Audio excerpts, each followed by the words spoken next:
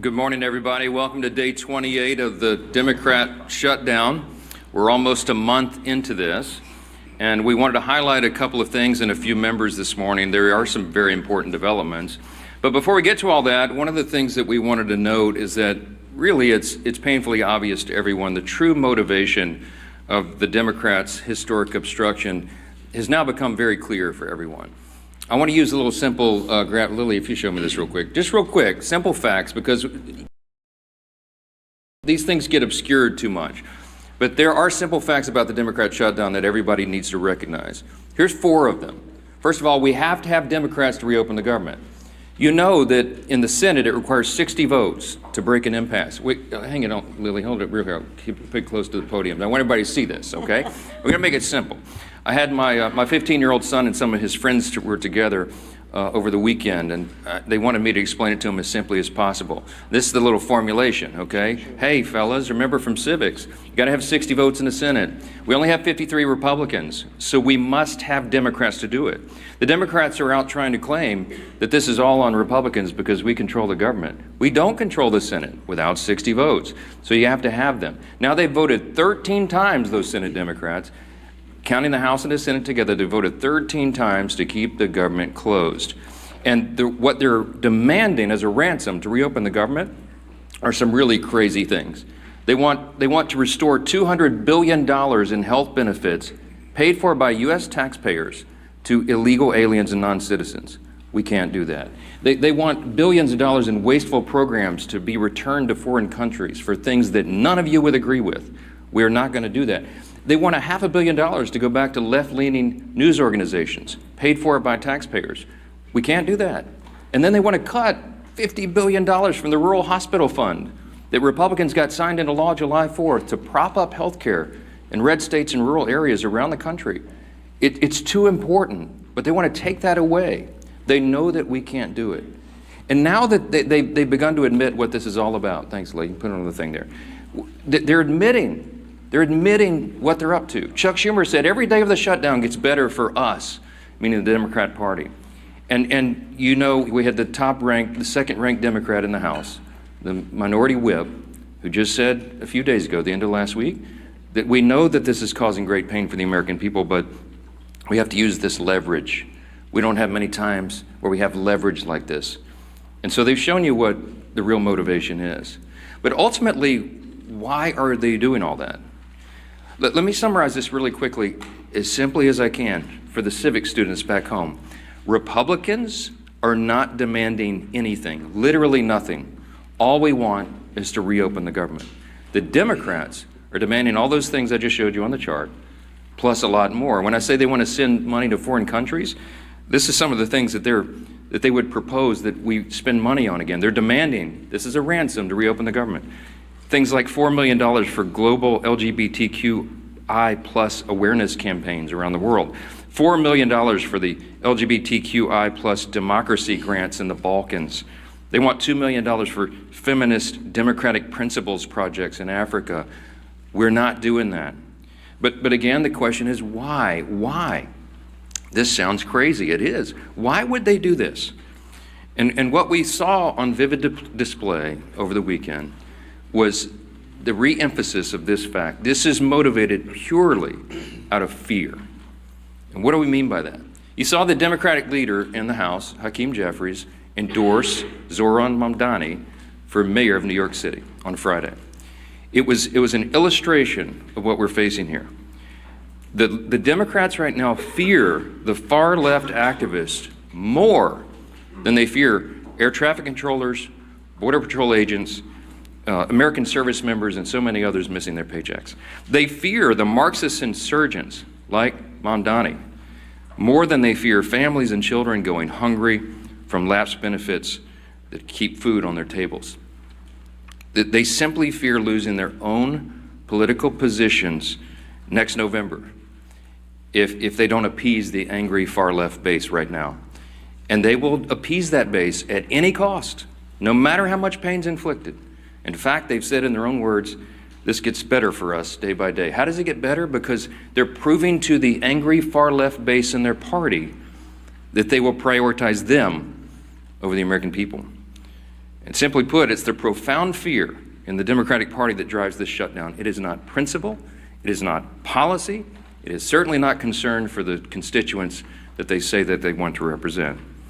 We know that because even their own constituents now are begging Democrats to stop the political games and reopen the government. Just yesterday, the largest union of federal workers, the very people that the Democrats claim that they fight for, came out publicly and urged the Democrats to join the Republicans in passing the House's very simple short-term funding bill. Also, yesterday, the National Air Traffic Controllers Association began to put up flyers in airports to explain the real danger that is being imposed for air travel, air safety in this country, highlighting what the Democrats are doing. So I just want to say this simply to our Democrat colleagues. You have an off-ramp now. You painted yourself into a corner, but here's your off-ramp. The unions, the largest unions, are saying, please do this. You can claim that as cover and say that you had to do it. Reopen the government. Get it working for the people. It's our number one priority and responsibility as members of Congress. But Senate Democrats have refused to do it for almost a month now. I've said it over and over, Republicans have done our job. We passed the clean short-term funding extension to keep the lights on and pay all these workers and our troops and fund programs like SNAP and WIC that Americans need and rely on. And in the meantime, Republicans have been working very hard around the clock every day of this Democrat shutdown to do our best to reduce the pain for our constituents. In our districts, we got a video running over here just showing some highlights of what all the House Republicans are doing and have been doing for the last few weeks. Out in their districts, they're trying to help Americans navigate the crisis that the Democrats have created with their selfish political decisions. Here's a few more examples this morning we wanted to highlight. In Montana, Congressman Troy Downing, these are all Republicans doing work back home. He's met directly with his TSA officers and air traffic controllers who continue to show up to work while Democrats keep the government closed. In New York, Congresswoman Nicole Maliotakis has been working around the clock, hand in hand, for example, with her local national park officials to organize community cleanups and maintain our public lands, doing the work Democrats left behind as park rangers and visitors' staff remain furloughed under their shutdown. In Sullivan County, Indiana, and down in South Texas, you have Congressman Mark Messmer and Brian Babin. They've strategized with rural hospital leaders to ensure that these communities are able to access that $50 billion rural hospital fund, by the way, that the Democrats want to defund.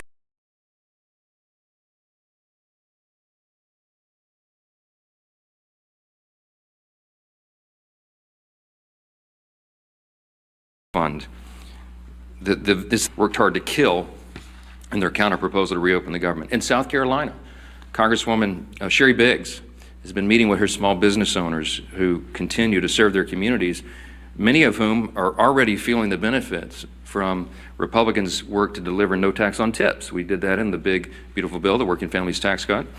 It's a wildly popular measure that, by the way, every Democrat voted against. In Oregon, Congressman Cliff Bentz is meeting with his air traffic officials as they wait on Democrats to reopen the government and deliver the federal funds they need to expand that region's critical air travel infrastructure. And here in Washington, the work has gone on in earnest as well. People keep commenting to me, you look so tired on TV. I am so tired because we're not sleeping a lot. We're working overtime. Here in Washington, our House committees have continued to conference together and do all the work we can to ensure legislation is ready for the floor for action as soon as we get back to legislative session. The House also continues to carry out its essential oversight duties. And you'll be reporting on this all day, but the Oversight Chairman James Comer released a blockbuster report now on the Biden auto pen presidency. And this report includes 47 hours worth of transcripts and testimony revealing that every executive action signed by the auto pen without written authorization from President Biden should be voided. This is an unprecedented situation in American politics and government. The actions of President Biden simply were not all his own actions, and there are major implications to that, including all the pardons that he signed. But don't get me started. Okay, on Friday, the Energy and Commerce Chairman, Brett Guthrie, these are all Republican actions, He launched a bipartisan investigation into the NBA's handling of betting and illegal gambling allegations following the recent shocking reports that raised questions and integrity concerns. And as we covered last week, the House Oversight Committee also delivered its third batch of files from the Epstein investigation, now totaling 43,000 pages and documents, pieces of evidence, including personal flight logs, financial ledgers, daily calendars, and diaries of Epstein himself. Republicans are here in Washington, and we're out in our district, fanned out across the country.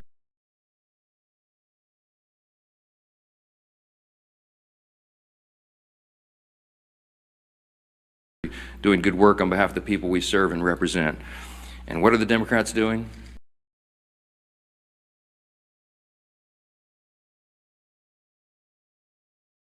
You've seen it.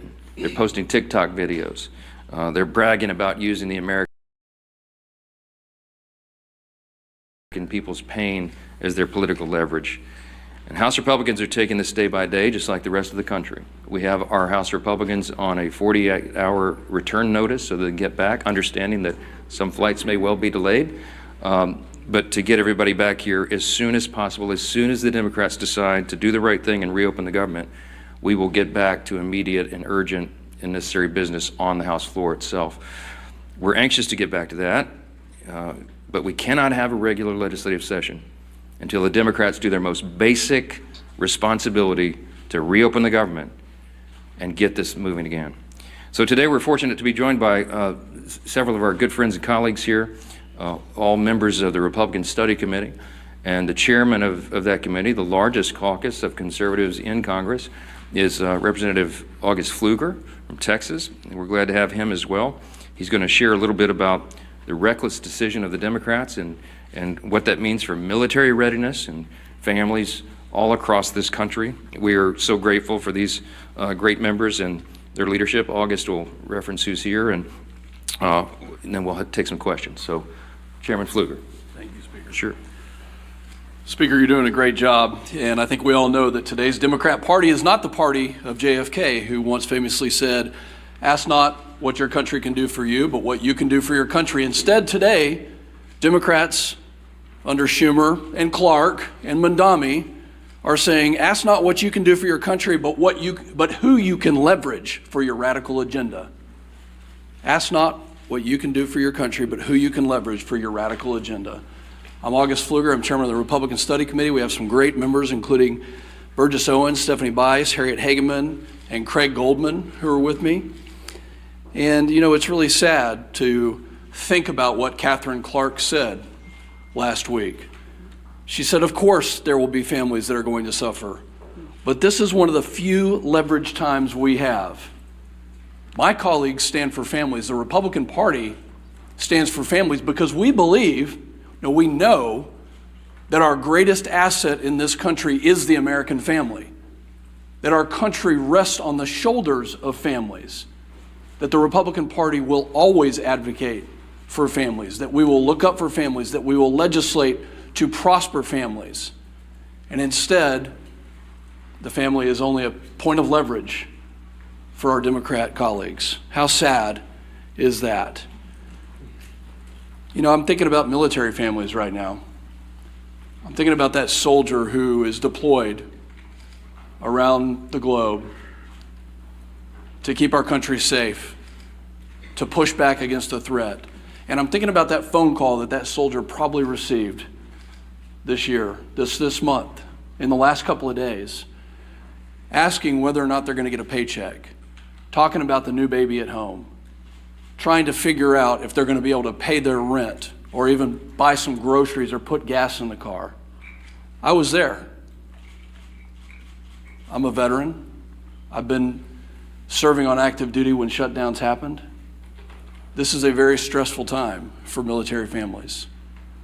And commanders right now, instead of being focused on the mission, instead of being focused on the threat, instead of being focused on the training and the exercises that keep our readiness and our lethality at the highest possible levels, now they're focusing all of their attention on making sure that their families of their subordinates, their soldiers and their airmen, their Marines, their sailors, are taken care of.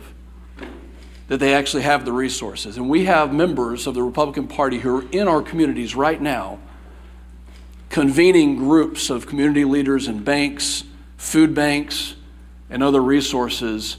Because Schumer has chosen not to pay them, now communities are having to take up with 0% interest bridge loans. Now communities are having to defer those mortgage payments and those car payments. So where the Democrat Party is failing, our communities are succeeding because they know that the right thing to do is to fund and help in this time of need. You know, the enemy has not shut down. Our enemies around the world want us to be divided. I'm calling on my colleagues on the other side of the aisle who served in the military to do the right thing. We were there. We were there when Joe Biden and Nancy Pelosi put CRs on the floor, and guess what? We did the right thing. Multiple times we did the right thing. Where are my Democrat colleagues who served in uniform to stand up and rise above petty politics to do the right thing? Have you not gone home to your districts to hear from your military communities, from your federal workers? Have you not listened to your local communities telling you to stop the nonsense? No. You know what? They're not there. They're in New York City campaigning for Mondami. Maybe they've orchestrated this so that they had the time to go campaign for an outright socialist. Maybe this was orchestrated so they could go do that. Now, this isn't the party of JFK anymore. This is the party of Schumer and Mondami, the party that bows to the radical left. I hope that everybody can see the split screen of what's happening in this country.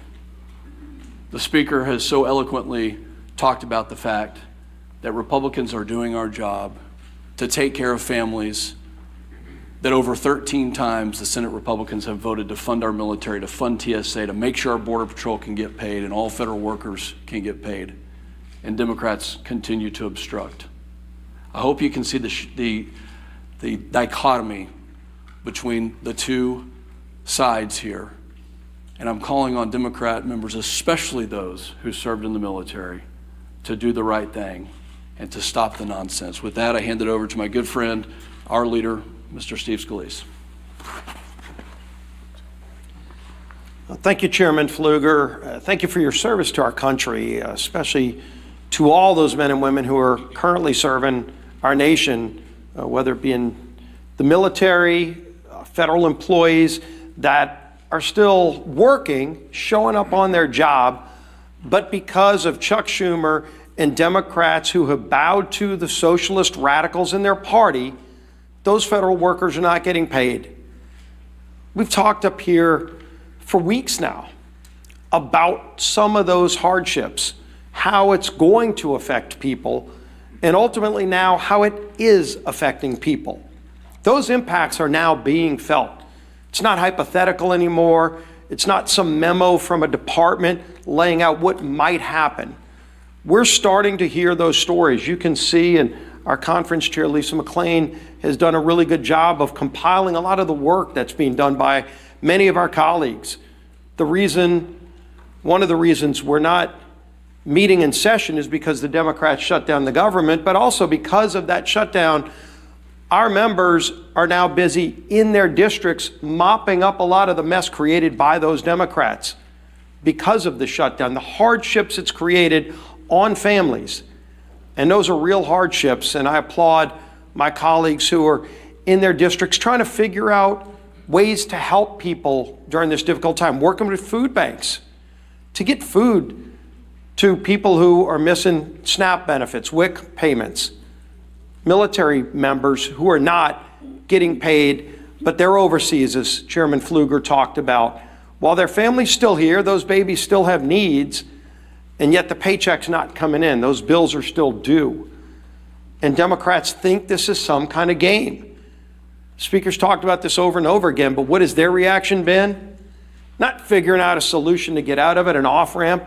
It's doing stupid TikTok videos, making fun of this situation, thinking that the American people are leverage in their game to get some kind of unachievable goal, $1.5 trillion in new spending, $200 billion in taxpayer benefits for illegals, gutting $50 billion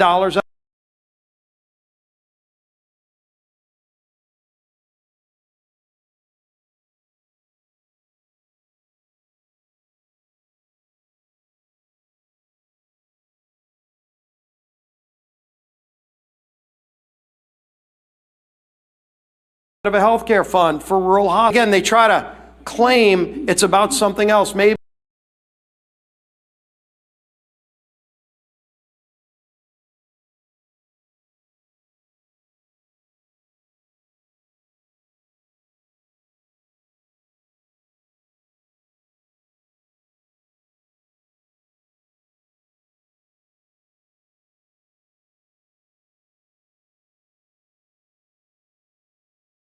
about something else. Maybe it's about healthcare. Well, if it was about healthcare, they wouldn't be gutting 50. It's about healthcare. Well, if it was about healthcare, they wouldn't be gutting $50 billion out of the rural healthcare fund. They wouldn't have fought, by the way, on the Senate floor months the rural healthcare fund. They wouldn't have fought, by the way, on the Senate floor months ago to remove a provision, the cost-sharing ratios, that would have lowered premiums on families by 11%. It was in our bill. We voted for it, passed out of the House. Democrats are still to this day bragging that they removed that provision from the bill that would have lowered premiums, health insurance premiums on families by 11%. And they want to talk about health care? Give me a break. Look at what they've done. They've wrecked the healthcare system. They fought to raise premiums on families. Democrats have over and over again, and now they're imposing real pain on American families with this shutdown. We've got some new numbers that have come in, and these are not good numbers, unfortunately. Reuters reported more than 2,700 flights delayed nationwide on Monday, and more than 8,600 flight delays just Sunday. 8,600 flight delays. Think of how many families were impacted. Every flight, well over 100 people on each one of those 8,600 flights that were delayed, all because Chuck Schumer and radical Democrats want to use American people as leverage. A Democrat aide said they won't concede short of, quote, planes falling out of the sky. Who are these people? Didn't they once care about this great nation and making it better? And now they think if a plane falls out of the sky, that's their leverage? For what? Goodness. Chuck Schumer, quote, every day gets better for us. Who is us? Because I can tell you who them are. The American people are sick and tired of Chuck Schumer and his friends thinking it's a better day for him when they are feeling more pain. Senator Coons, quote, the point of this shutdown is not just suffering for suffering's sake, but to make a point, as if suffering of the American people is not enough. We've heard, of course, over and over again, Catherine Clark, shutdowns are terrible. Of course, there will be families that are going to suffer, but it is one of the few leverage times we have. They keep saying over and over again, they know American people are suffering. They don't care. They want leverage for themselves. They want to show off to their radical socialist base. Bernie, of course, Bernie Sanders, who was on the stage with AOC over with Mandami the other day with their socialist love fest. Bernie, quote, you reopen the government and we lose our leverage. That's what this whole shutdown is about. They're telling you what they mean. Democrats sourced in the Hill article last week that we talked about, quote, we would have enough votes to reopen the government if people were not terrified of getting the guillotine. This is Democrats being afraid of their own base because their base is so radical that they're afraid of their base. The American Federation of Government Employees, we talked about this yesterday, came out and said, quote, it's time to pass a clean continuing resolution and end this shutdown today. No half measures and no gamesmanship. Rep. Amelia Sykes said, quote, we know that people are going to suffer if we don't open the government. People will go hungry. Well, she knows it. She's causing that hunger, but let's put a point on this. in an ABC article regarding the 42 million Americans that are going to lose SNAP benefits next week. Joel Berg, who's the CEO of the nonprofit Hunger Free America, said this quote, "We are going to see the greatest hunger crisis since the Great Depression." And that's not hyperbole, that's just true. The greatest hunger crisis since the Great Depression, when 42 million people lose their SNAP benefits this weekend. What are these Democrats waiting for? This is not a game. This is not leverage. They're taking food off the table for families, for babies. It's disgusting. It's time to end the madness. They can go on the Senate floor today. Just 5 of them need to get courage.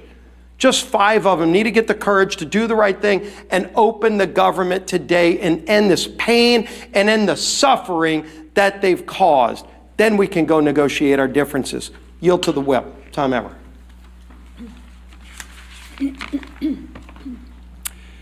As has been mentioned, yesterday, the largest federal workers union in the country, it represents 820,000 federal workers, released a statement calling on Democrats to stop playing political games, pass our clean CR, and reopen the government. What was Chuck Schumer's response? Silence. Crickets. He declined to comment. Meanwhile, millions of federal workers are reevaluating how to make ends meet. Air traffic controllers missed their first full paycheck today. Some are turning to food banks, as we've discussed, in order to feed their families. Here is what one Democrat and retired federal worker had to say about the current state of play. Quote, "The Democrats are the ones that actually, in the Senate side, shut down the government. So they have to get together and stop holding Americans hostage. We're about to have people without food, and that's ridiculous. It's not worth it." Remember, that's coming from a Democrat and retired federal worker. Since Chuck Schumer and company won't listen to us, maybe they'll start listening to members of their own party. Enough is enough. You're playing politics with people's lives. And as Leader Scalise and the Speaker have reminded us, for what? So that you can appease the radical pro-terrorist wing of your party, so that you can fundraise off of picking a fight with President Trump. It's not worth it. In fact, it's despicable and downright wrong. There's a nonpartisan government funding bill waiting in the Senate to be sent to President Trump's desk immediately. It will come to the floor for a vote for the 13th time this morning. Put an end to the madness. Do the right and reasonable thing that you did back in March, by the way, and vote yes on our clean CR. Instead of complaining about a new White House ballroom, how about you try doing your actual job and reopen the government for the people you were elected to serve? Our conference chair.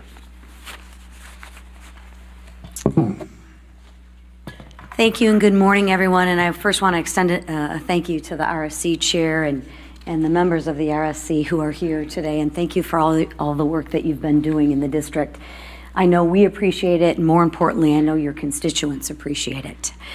I know I've been standing at this podium with Speaker Johnson and House leadership for weeks now. And every time we have said the same thing. Republicans voted to keep the government open. Democrats voted to shut it down. Period. It is that simple. This week, more than any other week, the consequences become impossible to ignore. As of yesterday, more than 10,000 flights have been delayed because of staffing shortages. By the end of this week, nearly 2 million paychecks will be missed by Americans. And by Saturday, 42 million Americans will lose their SNAP benefits. Let that sink in. 42 million Americans will lose their SNAP benefits this Saturday because Democrats want to use them as leverage. This is real pain, real fear, and real consequences. And Democrats are using that as political leverage. And leverage for what? Ask them this. Leverage for what?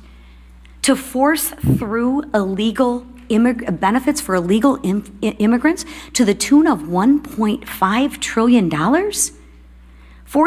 They'd rather do that and put 42 million Americans at risk of losing their SNAP benefits. That's what they're choosing. That's what they're choosing. Let that sink in for a minute. This isn't leadership. This is cruel and disgusting, and it's cruelty disguised as politics. Even the president of the largest federal workers union, and I don't know if you noticed that, but he doesn't exactly always cheer for Republicans, but this gentleman is actually begging the Democrats to do the right thing and end the shutdown.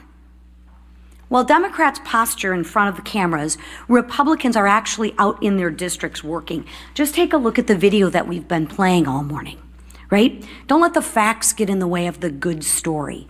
Republicans, like the colleagues you see behind me, have been in their district working for the American people who are suffering from this Democratic Schumer-led shutdown. You will see Republicans volunteering at food banks, Republicans supporting rural hospitals, Republicans cleaning up national parks, and Republicans helping people in real ways. Republicans believe in solutions, not stunts. We believe in serving the American people, not using them.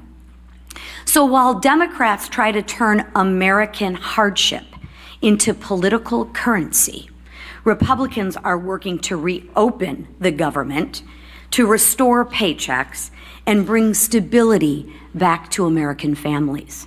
Because this isn't about leverage, it's about people.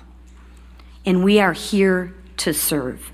It's about time the Democrats remember who they serve. Thank you. All right, questions? Go ahead first. Go ahead. Earlier this week, President Trump floated running for president again in 2028. Are you comfortable with those comments? And you're a constitutional lawyer. Would that violate? Well, there is the 22nd Amendment. I spoke with the president about an hour ago. It's late in the evening in Japan. He's working around the clock, serving the American people. He doesn't stop. Talk about someone who works around the clock. And as Chairman Pfluger mentioned a moment ago, and as we've reiterated in here so many times, you're looking at the split screen because under President Trump, the Republican Party has delivered. I mean, you're talking about reducing taxes, reducing regulations, cutting fraud, waste, and abuse, ended the border crisis, ending the crime crisis, resolving conflicts, wars around the globe, and working on these amazing trade agreements. It's been a great run. But I think the president knows, and he and I have talked about the constrictions of the Constitution, as much as so many of the American people lament that. The Trump 2028 cap is one of the most popular that's ever been produced, and he has a good time with that, trolling the Democrats whose hair is on fire about the very prospect. But I do believe that we've got 3 extraordinary years ahead of us, and the 2 years of the Trump administration are going to be an incredible thing. And I don't see a way to amend the Constitution because it takes about 10 years to do that, as you all know, to allow all the states to ratify what 2/3 of the House and 3/4 of the states would approve. So I don't see the path for that, but I can tell you that we are not going to take our foot off the gas pedal. We're going to deliver for the American people, and we've got a great run ahead of us. We'll have 4 strong years. Yeah, second round. Yeah. The White House was able to find funding for the military, for WIC, for farmers. Should the White House now be able to find some funding for the SNAP program if they've done it for all these other ones? They certainly tried. I mean, one of the reasons that this shutdown has not yet been as painful as it might otherwise have been is because the president is bent over backwards, the administration. Think of it this way. The White House, the executive branch in a shutdown, has a large control panel full of dials. Under the Obama administration, they turned those dials, the pain dials, to 10 immediately. You remember it was so egregious to us. Speaking of our veterans, I mean, they put yellow crime tape around the World War II memorial so that people who'd served their country could not go visit the memorial. They wanted it to hurt. The Democrats have shown, and they've said in their own words, this is leverage. It gets better for them every day. They don't mind inflicting pain on the American people if they can somehow get some sort of political points out of it. The Republican Party is the opposite. And President Trump has proven that. Every day of this shutdown, he has tried to move funds around to find unobligated funds to cover the bases, to get the troops paid in the middle of October, and to make sure that WIC funding is not resolved. You know how he's getting women, infants, and children funding done? They did some very creative legal research I've quite admired. They found a statute in the 1930s that they could use to say that some of the tariff revenue could be used to cover nutrition because so much of that was transported over the border. So they've done some creative, amazing things to mitigate, to lessen the pain as much as possible. We've been out all over the country, all these Republicans. I mean, Craig Goldman flew in here to do this press conference with us, but he's been in Texas serving his constituents. Stephanie Bice been in Oklahoma. Harriet Hageman's been out west. You got Burgess Owens out in Utah. They've been serving their constituents, and August Pfluger, but they came in to help us articulate what's going on. All that effort has mitigated the pain, but we're running out of the resources. We want to fund SNAP, but they did the legal research and they could not find a 1930s era statute to bootstrap that one. The contingency fund was approved by Congress.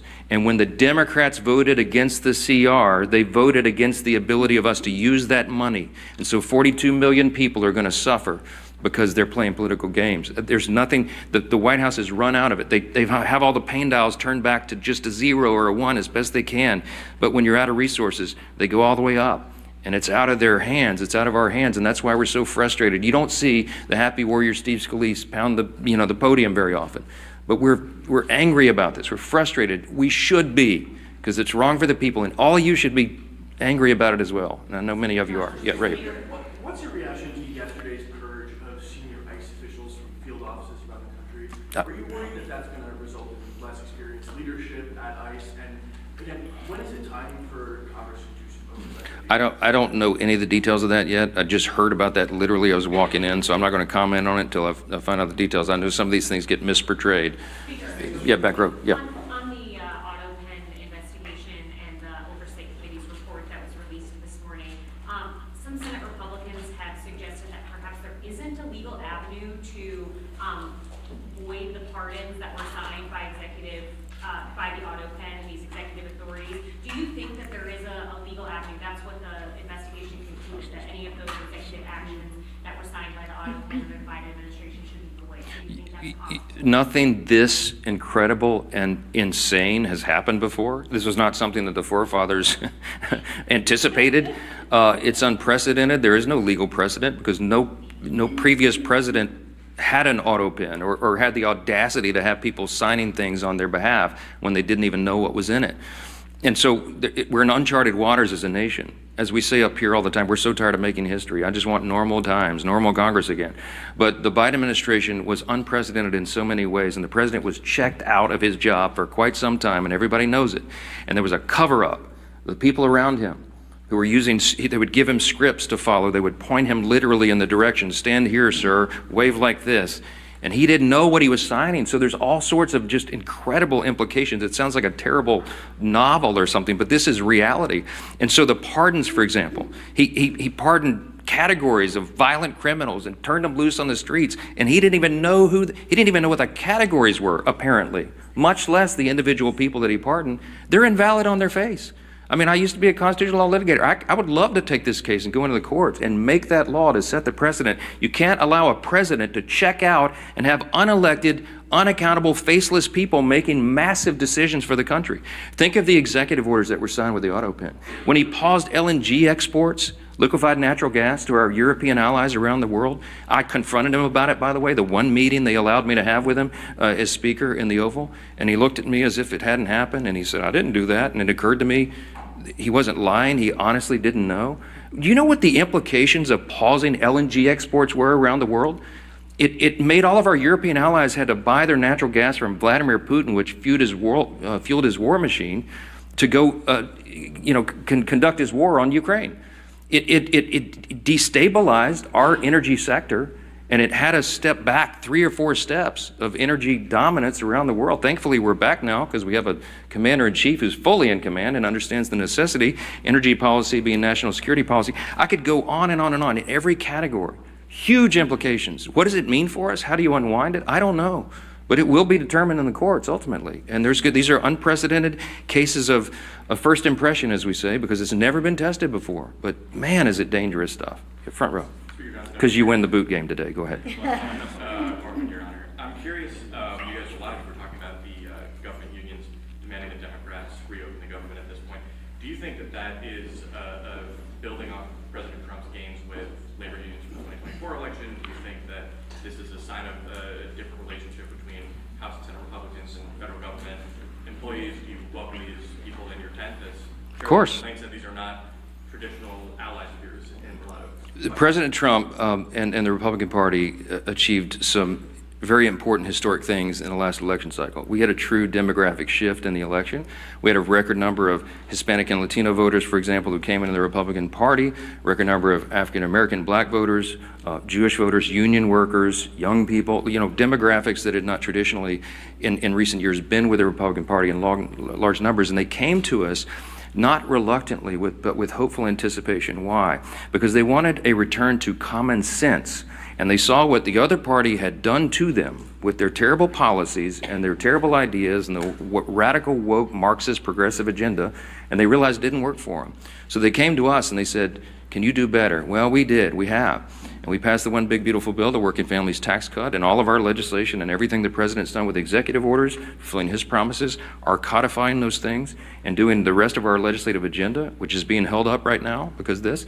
We're delivering for those people. So it is not a surprise to me that union workers would come enthusiastically supporting common sense. What we're asking for here is common sense. They're supporting the party, they're supporting the president because they know who's working for the American people and who is not, who is causing and inflicting pain on the American people. The contrast has never been more clear. We say all the time, this is not your father's Democratic Party. I grew up in Louisiana. When I was a kid, I didn't even know a Republican. Literally, like everybody was Democrat. And, they're the Southern Democrats, conservative Democrats down in Louisiana. That party doesn't exist anymore. My grandfather would not recognize what this party has become. He would clearly, they'd all be Republicans because the Republicans stand on the side of common sense and working families, hardworking, middle class, lower class earners in the country. We drafted the Working Families Tax Cut to be geared for them, to help them. And we infused the legislation with all its pro-growth policies so that all boats will rise. People see that. They see the effects. Ideas have consequences, my friends. And the policies and ideas that are advanced by the Republican Party are right for America because they comport with our founding principles, and we stand on those principles to defend them. And by contrast, on the other side of the screen, they're going for communism and Marxism. Take your choice. Jake. You have been of the opinion that you're not interested in these one-off funding bills, SNAP, air traffic control. Is that still your view? Look, we voted September 19th to fund every one of those priorities. And every Democrat in the House except one voted to not fund them. The Democrats are playing games. They put a few of the one-off bills on the floor, as you've seen in the last week or so. They put a bill to pay the troops and pay essential workers, and the Democrats voted it down. So it would be a futile legislative effort for us to do this again repetitively in the House and send it over there so Chuck Schumer and the gang can play games and spike it. It's a waste of our time. They need to vote for the clean, continuing, nonpartisan CR, turn the lights back on and get the country working again, and then we can resolve all the rest of the issues that were always on the calendar for the remainder of the year. I want to thank our Republican Study Committee colleagues for being here and standing in the gap for your constituents. All the Republicans out there, they're still at work. They're not even watching these press conferences because they're working for their constituents. Thanks for that. Appreciate it.